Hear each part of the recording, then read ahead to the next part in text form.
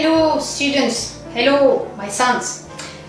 I've always wanted to share my family recipes and I've decided to start. So I am going to introduce you to French family recipes, and there will be also a few Japanese ones because, as you know, my husband is Japanese and we eat often Japanese food at home.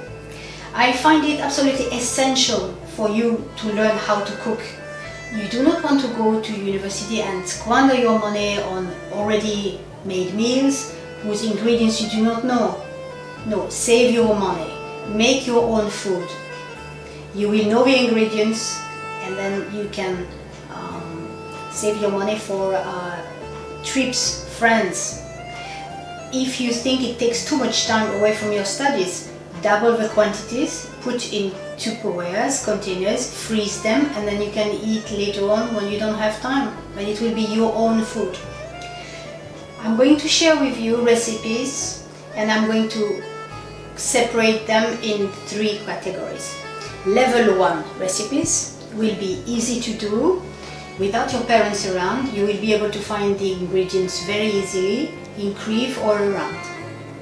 Level 2 recipes, you may need your parents to be nearby, you may need to go to the big city or to the Chinese grocery store to buy some ingredients.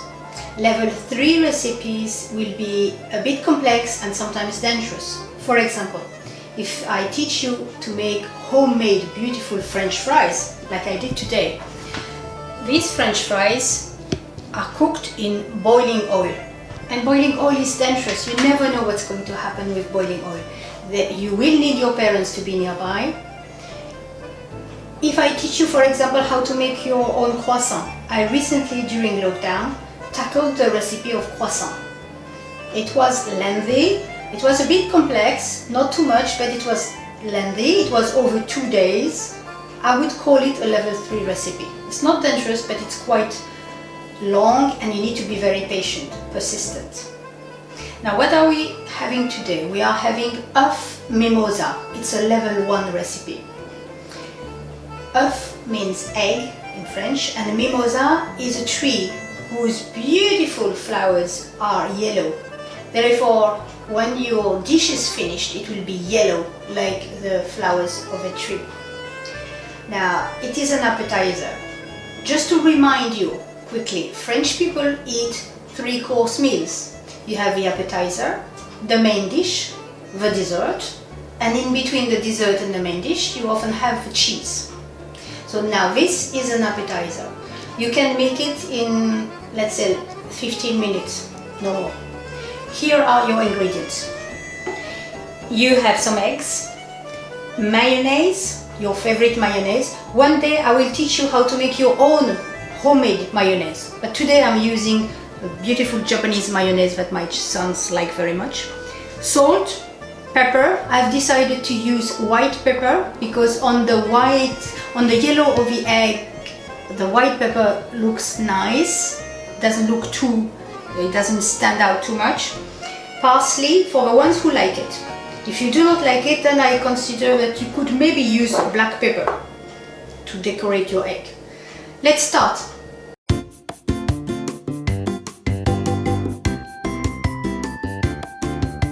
Alright, now that you have washed your hands, what you want to do also is to tie your hair in a ponytail for the girls. If you want boys to wear a little hat, it's fine.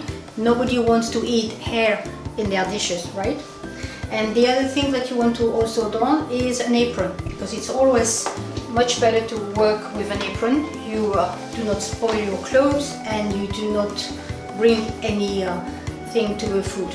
Alright, so what am I going to do? I'm going to place in my water that is about to boil my eggs. I've decided to do 4 eggs mimosa. I take each egg gently in the spoon and place the eggs in the water that is starting to boil. Alright. Okay, and I'm going to leave my eggs for 10 minutes until they are hard-boiled eggs.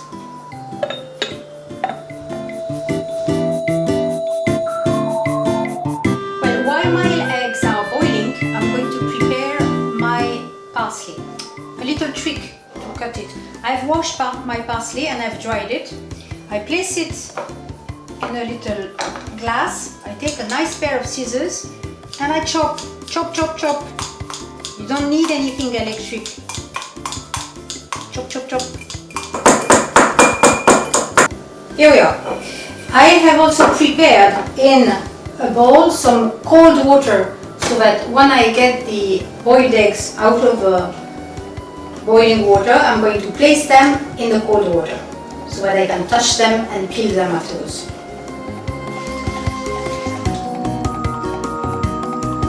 Okay, 10 minutes have passed. I'm now retrieving the eggs and placing them in the cold water. Because who wants to touch the eggs while they are boiling? Not me. Here we go. There we are. And then we are going to place them on the table and peel them.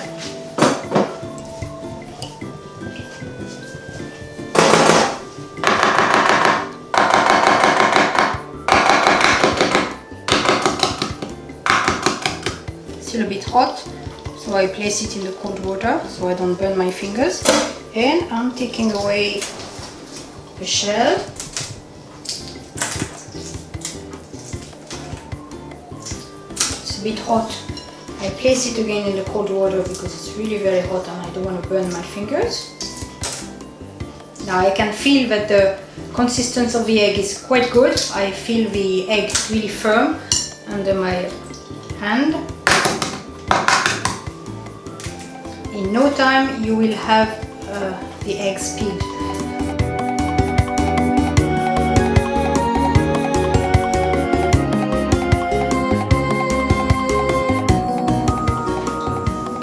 Now I'm going to divide the egg in two.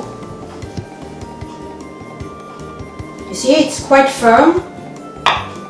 Very good. Look at the yellow, it's very firm. I extract it. And I place it on a sieve here, and I'm going to place excuse me, I'm going to place the white on a nice dish. Now I have two choices for you.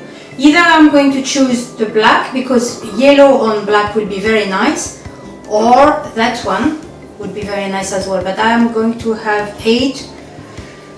It could be like this or it could be that. I've decided to go for the black one today. But always choose a very nice dish for the final product, okay? It looks nicer and you will eat with a better appetite if you eat with a very nice decoration. So always think of a decoration before.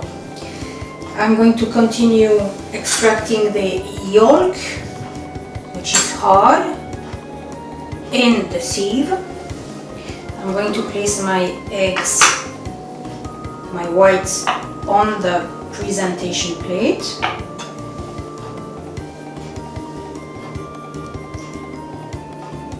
Here we are. I have my last egg. Now with a big spoon I'm going to extract the egg. So I'm pressing with a spoon on the sieve.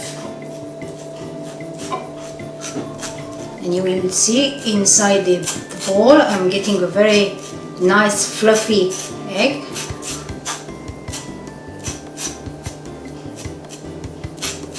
You are doing this so that your final egg mixed with the mayonnaise will be very soft, very fluffy, very nice. If not, if I had mixed the mayonnaise with the egg the way it is here, it would have been a bit compact, a bit thick, not nice. Alright, now I'm going to mix my mayonnaise with the egg. What I'm going to do is I'm going to place on the plate here a little bit of egg for the decoration later. I'm going to mix the mayonnaise, about 2 spoons of mayonnaise, and I'm mixing the egg with the mayonnaise. I'm going to add some salt. I'm going to add a little bit of white pepper because I have a wide opening. I'm very cautious. It has happened to me. I'm going to take the pepper with a small spoon. If not, the whole pepper would go inside the dish. It has happened to me once. I want to be careful. Now, because I'm very careful, I'm going to taste. Very nice. Very, very nice. I can feel the pepper. Very, very nice. Now, what am I going to do? I'm going to place the mixture of the egg inside the white.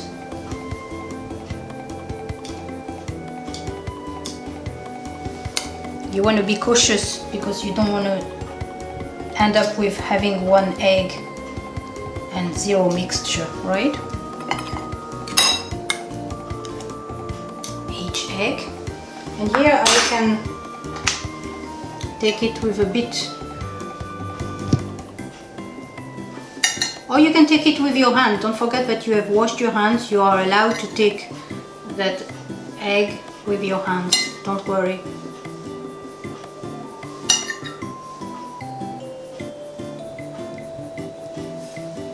Now you want to present your eggs nicely.